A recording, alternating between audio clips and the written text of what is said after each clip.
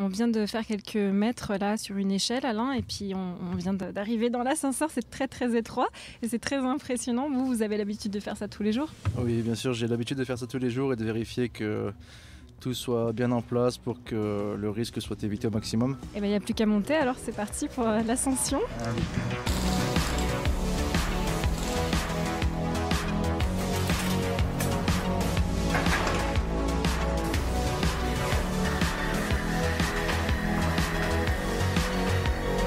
Connexion, épisode 1.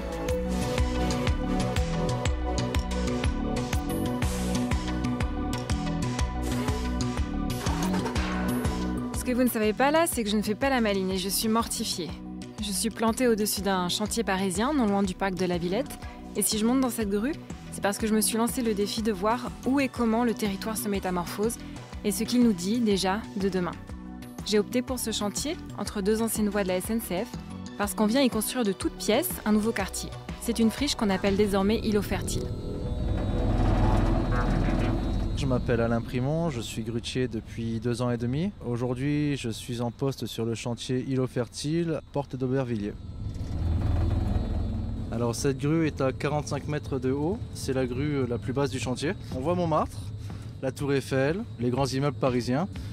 On voit Notre-Dame aussi, si on a des bons yeux, mais il faut monter un peu plus haut. Voilà. On est arrivé. Regardez pas trop en bas. Ouais, c'est très, très impressionnant, effectivement. Surtout pour cette journée qui est assez venteuse. Heureusement, on n'a plus de pluie. Là, quand vous allez sortir, ça va souffler un petit peu, donc vous inquiétez pas, ça va vous bouger un peu, mais c'est pas grave. Okay. La première fois que je suis monté, j'avais 18 ans, j'étais aide-monteur de grue. J'ai eu peur. Je suis arrivé en haut, j'étais figé en fait. Alors, des peurs, j'en ai eu, oui. À commencer par le vent inattendu. Quand je suis en plein travail, que tout est calme et que d'un coup j'ai des grosses rafales qui arrivent, ça peut faire peur. Bon, dans cette cabine, on sent pas le vent, mais dans d'autres cabines, on peut se sentir comme si on était dehors, à part qu'on n'a pas le souffle de l'air sur nous. Mais ça tremble, ça bouge, ça grince. Dans la cabine, on peut être un peu bousculé même. Des fois, je me sens comme dans un train, moi, vraiment. Hein. Des peurs, il peut y en avoir quand un compagnon a un manque d'attention, ça peut arriver, c'est très rare, hein, mais l'erreur est humaine, donc ça peut arriver qu'une charge soit levée et qu'après le levage, elle puisse devenir dangereuse. Donc ça, on y remédie très vite en descendant la charge et en refaisant bien les choses.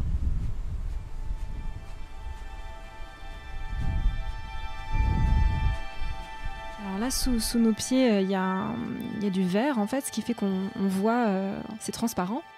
Le vent fait tanguer un peu l'appareil. À quoi vous pensez quand vous êtes seul ici? Surtout au travail, à ce que j'ai à faire, je prévois, j'anticipe. J'ai toujours un œil sur tous les corps de métier qui sont présents sur le chantier en bas pour les servir le plus rapidement possible. C'est la base de mon métier, c'est de distribuer le matériel à tout le monde en temps et en heure. Après, quand on a des petites pauses de 5-10 minutes, on a le temps de rêver en levant les yeux et puis en regardant ce qui nous entoure. Tous les matins, quand je monte, en fait, je suis content d'arriver là-haut et de sentir un petit peu l'air, de voir un petit peu ce que personne ne voit. Vers 19h, quand on finit tard, qu'on voit le soleil se coucher, c'est vraiment magnifique, c'est des vues qu'on n'a pas partout. Donc vraiment, tous les jours, je suis content de me lever et puis de venir travailler. Par rapport à mes collègues, je me sens très privilégié. J'ai la chance de pouvoir tout voir, en fait, simplement. Hein. D'être à l'abri, d'être au sec. Après, il n'y a pas que des avantages, il y a beaucoup de responsabilités, surtout. Donc, vous lâchez jamais, vous gardez toujours vos mains accrochées quelque part. Un grutier, c'est quelqu'un où on va forcément faire confiance. Parce que quoi qu'il arrive, il est garant de notre sécurité. Serge Ferreira est responsable maîtrise chez Bouygues Bâtiment Île-de-France, filiale de Bouygues Construction, depuis un peu plus de 26 ans. C'est lui qui, tous les jours, au-dessus de nous, va manipuler des charges, transporter, guider. Pour que l'activité soit optimale sur le chantier, Serge Ferreira dispatche et dirige au quotidien les compagnons comme Alain et bien d'autres. En off, il m'a confié que dans le métier, la chose la plus importante pour lui est de prendre soin des personnes avec lesquelles il travaille.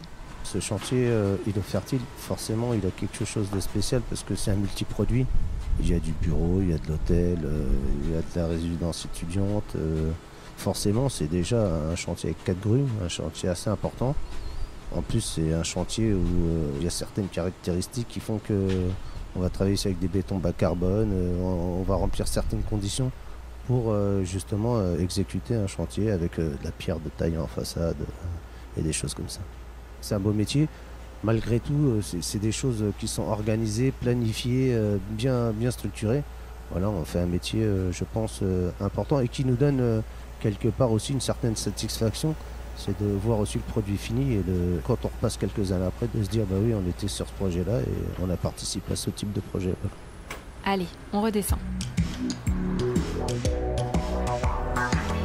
Je suis maintenant à l'entrée du chantier, dans le 19e arrondissement de Paris, et plus précisément devant le 198 rue d'Aubervilliers. J'ai toujours mes bottes, un casque de chantier, une veste fluo et des lunettes de protection, et c'est les pieds dans la boue que je rejoins Solange Jiménez, directrice adjointe d'opération sur le projet, et Zouer Mikou, directeur d'opération. Ils travaillent tous les deux à la direction de la maîtrise d'ouvrage d'exécution chez Link City, la filiale de développement immobilier de Bouygues Construction. Solange et Zouer m'attendent dans la future allée centrale qui a vocation à devenir un grand jardin piéton et me font visiter les différentes zones où l'on trouvera bientôt 4 bâtiments. Au total, 34 000 m². Le projet Îlot Fertile est à proximité immédiate de la gare RER et de la gare de tram, ce qui nous a permis, pendant la phase conception, en concertation avec les riverains et la ville, de proposer un projet avec aucun parking. Et ça, c'est très innovant sur la ville de Paris. Ici, là où sont situés les cantonnements, on voit que la grue est en train d'installer les prochains bungalows. C'est le futur aménagement de la rue d'Aubervilliers. C'est-à-dire que la rue d'Aubervilliers va venir s'agrandir pour offrir encore plus d'espace vert dans le quartier. Ce qui caractérise notre projet, c'est vraiment une mixité très importante, puisqu'on réunit sur un même site des bureaux, un hôtel, un centre sportif, des logements, une résidence étudiante, une résidence jeunes actifs, des commerces. Et ça, c'est vraiment un parti pris et une programmation très innovante. Ça sera le premier quartier en France à être zéro carbone en phase d'exploitation. Alors, zéro carbone, qu'est-ce que c'est ? C'est en fait tout d'abord un bâtiment qui consomme très peu. Donc on a réussi à diviser les consommations par 4 par rapport à un bâtiment classique. Et une fois qu'on consomme très peu, après on va venir compenser les consommations avec des panneaux photovoltaïques et avec des contrats verts. Et ça qui nous permet d'obtenir la neutralité carbone. Cet aspect zéro carbone est suffisamment singulier pour que j'ajoute ici un petit aparté. Alors concrètement, il est prévu que la start-up MBix suive en temps réel les consommations énergétiques de l'ensemble des habitants pour mieux les accompagner en cas d'écart de consommation et apporter des solutions palliatives. Il faut aussi imaginer qu'il y aura des panneaux photovoltaïques sur les toitures végétalisées des 4 bâtiments. Et enfin, l'ensemble des investisseurs du projet s'est engagé à souscrire un contrat pour alimenter le projet en électricité verte sur une durée de 10 ans. Alors comment est-ce qu'on a fait un bâtiment qui consomme peu ? Là ici nous sommes au niveau d'un passage très intéressant parce qu'au niveau des logements, on a un système de pompe à chaleur qui va récupérer l'énergie des eaux usées comme les eaux des douches, donc la chaleur, pour pouvoir réchauffer l'eau chaude qui va alimenter les logements et va extraire de cette pompe à chaleur une eau très froide, une eau glacée que l'on va faire traverser jusqu'aux bureaux qui sont de l'autre côté pour pouvoir les rafraîchir. C'est vraiment très innovant parce qu'on va au-delà d'aller récupérer l'énergie des eaux usées et de la pompe à chaleur, on va carrément aller utiliser la dernière énergie restante de cette eau glacée.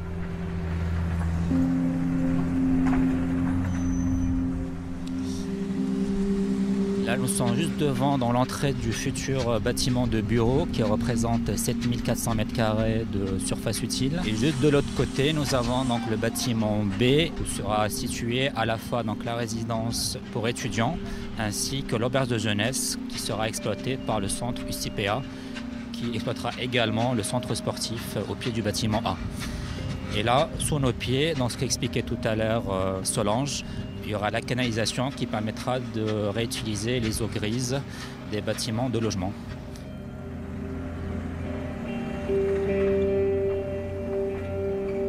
Nous sommes aussi face à l'entrée du futur Living Lab.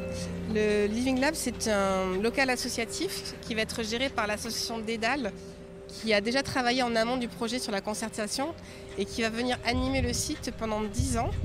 Et l'intérêt de l'animation du site, c'est vraiment de réunir tous les acteurs du projet, ainsi que les riverains qui sont autour du projet. Notamment, on voit tous les logements du boulevard McDonald's et la gare Rosa Parks. Et l'idée, c'est de venir proposer des animations régulières pour que chaque personne puisse se rencontrer et puisse faire vivre ce site. L'idée aussi, c'est de tourner la plupart de ces opérations vers la biodiversité, Notamment sur le site, on a beaucoup de bacs potagers, on a des arbres fruitiers. On imagine entre 100 à 300 kilos par an de récolte de fruits rouges. Et donc l'idée, voilà, c'est vraiment que cette association vienne animer tout ça pour que ça fonctionne.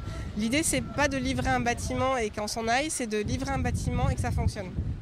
Il y a eu des travaux de démol, des travaux d'injection, parce qu'on est situé dans un terrain avec plein de carrières en souterrain. Nous avons réalisé également des travaux de pieux, de fondation et des travaux d'infrastructure. Et nous envisageons la première livraison à l'été 2021. Sur le projet, on a 6 commerces différents qui sont pris par un même investisseur. Et c'est assez intéressant parce que du coup, la programmation envisagée par les investisseurs des commerces est tournée vers le quartier. C'est-à-dire qu'ils ont analysé qu'est-ce qu'il y avait autour, notamment au niveau de la gare Rosa Parks, où il y a déjà une offre alimentaire et de magasins de restauration qui est assez intéressante. Et là, l'idée, donc, c'est de développer par exemple une alimentation bio, une restauration assez qualitative. Voilà, c'est de compléter l'offre qui est déjà existante sur le projet. Et ça, c'est quelque chose qu'on a fait avec tous nos investisseurs et aussi avec la concertation qui a pu avoir lieu pendant la phase de conception. C'est vraiment réfléchir à toute la programmation du site. Est-ce que ce que l'on a prévu, ça correspond aux besoins du quartier ? Îlot Fertile se pense comme un laboratoire, un lieu d'expérimentation et d'animation où l'agriculture urbaine est fêtée sur les cendres d'un ancien site industriel. Ce site était autrefois excentré et sujet aux nuisances sonores des voies ferrées. Il y a quelques mois encore, les ateliers des services techniques de la ville étaient visibles. Cette halle a été remplacée par ce qu'on appelle la base vie, c'est-à-dire les actuels cantonnements du chantier. Ici, c'était une halle qui a été démolie, qui appartenait à la ville de Paris. Et juste devant cette halle, on avait identifié des plantes remarquables, c'est-à-dire qu'on avait fait venir un écologue sur site qui a identifié toutes les plantes remarquables. Et avec les conducteurs travaux, donc Link City Île-de-France, la filiale développement immobilier du groupe Bouygues Construction, et ainsi que les gestionnaires, enfin vraiment toute l'équipe a participé. On a ramassé les graines, on les a fait sécher, on les a stockées et aujourd'hui elles sont stockées sur le site pour pouvoir être replantées à la fin de l'opération. On s'inspire aussi du site existant pour pouvoir conserver ce qui existe déjà.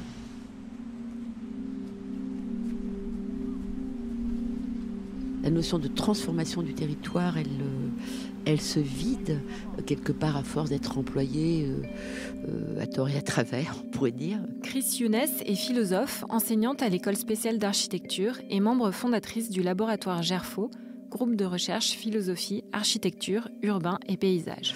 Mais si on la prend au sérieux, si on prend au sérieux le fait qu'on hérite de quelque chose qui nous a précédés, qu'il y a une reprise d'un héritage qui est plus grand que nous, et que donc on doit avoir le souci et le prendre soin de ce dont on hérite. On ne va pas transformer n'importe comment, parce que tout lieu a sa propre spécificité. C'est ça qui est extraordinaire dans l'habitat, dans l'habiter, quand on réfléchit sur l'habiter, la façon de faire établissement humain ou installation humaine, c'est qu'il y a une très grande diversité sur la planète, en France, mais partout dans le monde, dans la façon d'habiter. Comment éviter l'erreur d'une transformation qui écrase tout ce qui était déjà là ? J'aime beaucoup travailler, à partir d'un ouvrage de Kierkegaard qui a été traduit par la répétition. Une autre traductrice a proposé la reprise. Mais j'aime bien l'idée de reprise, c'est repartir d'un lieu tel qu'il est et le transformer à partir de ce qu'il est déjà. En ville, on n'installe pas la biodiversité, on la tire. Ce fut toute l'ambition d'Olivier Lemoine, écologue chez Elan, filiale conseil en immobilier de Bouygues Construction. Son rôle, intégrer la biodiversité le plus largement possible à nos territoires urbains. Dans le monde du bâtiment, c'est une mission qui gagne peu à peu sa place par la sensibilisation des architectes ou paysagistes. L'écologue valorise la relation au site pour qu'il ne se limite pas à un espace vert décoratif. Ici, sauterelles, lézards, chauves-souris et bergeronnettes grises habitaient la ceinture verte environnante et la friche ferroviaire. Conjuguer ces espaces périphériques et les aménagements paysagers ou les bâtiments n'est aujourd'hui plus un détail. Cela participe de la qualité d'usage, c'est-à-dire créer du lien entre les usagers et le vivant. Des aménités environnementales désormais reconnues par le label Biodiversity, dont a bénéficié le projet grâce à l'accompagnement d'Elan. Ce qui est vraiment extraordinaire, c'est que d'imaginer qu'ici aujourd'hui, on est sur un terrain qui est quasiment 100% imperméable et qu'à terme, on va avoir des espaces verts là, puisqu'on est sur le futur grand jardin public qui est la voie centrale. Et en plus, au niveau des toitures, on va avoir les toitures biosolaires. Les toitures biosolaires, c'est un concept assez nouveau qui arrive en France, qui permet d'associer des panneaux photovoltaïques et de la toiture végétalisée. Et en fait, c'est très important de travailler cette association pour que la végétation sous les panneaux puisse exister et persister dans le temps. Et donc, en fait, on va venir travailler les différents types d'espèces, les différentes épaisseurs de terre pour que la végétation vive sous ces panneaux solaires. Et c'est ça, la toiture biosolaire.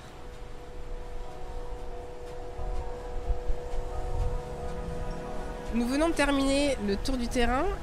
Et ce qui va être intéressant au cours des prochains mois, c'est de voir les bâtiments se construire. On va pouvoir voir ce quartier que nous avons imaginé, le bâtiment de bureaux, le bâtiment d'hôtel, la base logistique, le centre sportif, les logements, voilà, tout ce quartier, cette mixité urbaine se créer. Et on espère que vraiment cette transformation va être sur la durée et que toute l'animation du site qu'on a prévu pendant 10 ans va pouvoir permettre à ce quartier de vivre. Et surtout que ce premier quartier zéro carbone de la ville de Paris soit un vrai exemple et soit le premier projet parmi beaucoup d'autres. Qui dit fermer, dit le contraire de ce que je souhaite pour la ville qui arrive. Parce que pour moi, la ville de demain, c'est la ville qui arrive. Et donc, c'est là qu'on a besoin de cette utopie concrète, qui serait une ville hospitalière, accueillante aux différentes formes de vie et de vitalité, et qui réanimera, régénérera les synergies de proximité. Mais sans se fermer sur le local, et sans que ça soit le local fermé. Ce sera une économie de solidarité, de proximité, mais ouverte au monde, parce que sinon ce serait une grande régression. Puisque finalement l'odyssée de l'humanité a toujours été d'élargir les rencontres. Je ne parle pas des dominations, parce que malheureusement, les rencontres ont des fois été aussi des dominations, des colonisations, des destructions. Mais la rencontre peut être aussi une rencontre d'ouverture, une rencontre d'accueil, d'hospitalité. Alors ça, c'est une promesse, elle est à inventer. Je pense que beaucoup de nouvelles générations sont dans cet état d'esprit. Je le vois avec mes étudiants. Ils sont très, très ouverts à cette idée que le monde est à partager. Et qu'il s'agit que chacun prenne sa place, juste sa place, pas trop de place. Merci d'avoir écouté ce premier épisode. S'il vous a plu, n'hésitez pas à nous le dire sur les réseaux sociaux de Bouygues Construction et à nous ajouter 5 étoiles sur Apple Podcast. Connexion est un podcast de Bouygues Construction disponible sur toutes les plateformes de podcast. À bientôt.